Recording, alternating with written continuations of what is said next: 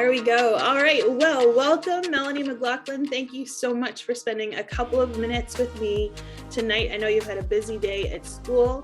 Melanie, you are one of our rock star middle school leaders here at Smythe Street Church, and we so appreciate your ministry to our middle schoolers.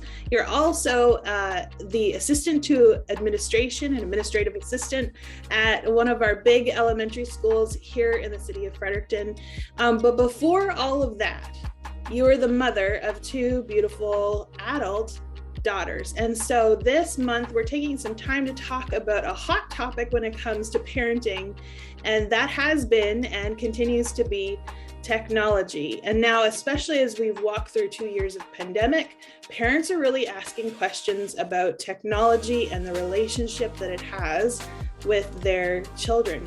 And so I wonder, as a mom of two grown adult daughters, if you could share your experience, just one piece of advice for parents out there right now who are raising their kids in this technology intense environment, what would that be? Well, technology has been a hot topic in our house for years. When to get it, how to get it, who should get it, when, all of those things. And so we stumbled through because there's no guidebooks or anything, and we came out on the other side, and we're doing pretty good. As two adult children, they're still surviving, so that's fantastic. The one thing I wish I could have done better was the limits on technology in the bedrooms. I wish I had put a better limit of, at this time, done, don't take your technology to bed. What I found happened on numerous occasions were, as the girls were negotiating relationships and as the girls were finding new friend groups and this stuff, they started having conversations and dealing with issues behind closed doors.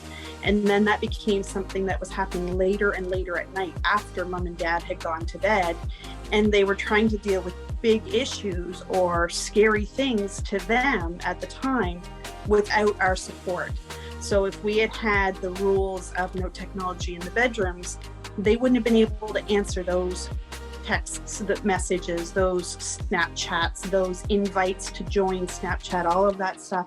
And what we found was, in the morning after a night that we had slept well, the girls would wake up and be bears, and it'd be why? And they were up dealing with so-and-so and dealing with this big issue, and they didn't want to wake mommy and daddy up. And it was like, that was the one thing that if I could recommend to anybody, no technology in the bedrooms past bedtime, none at all.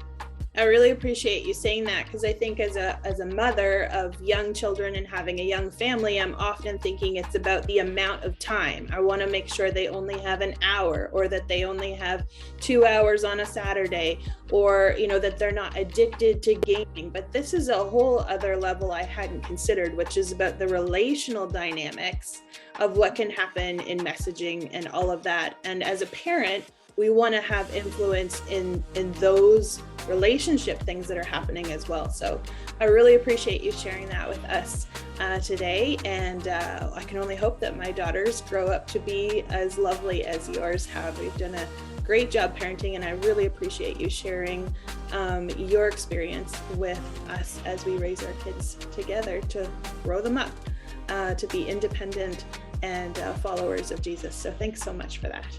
You're very welcome.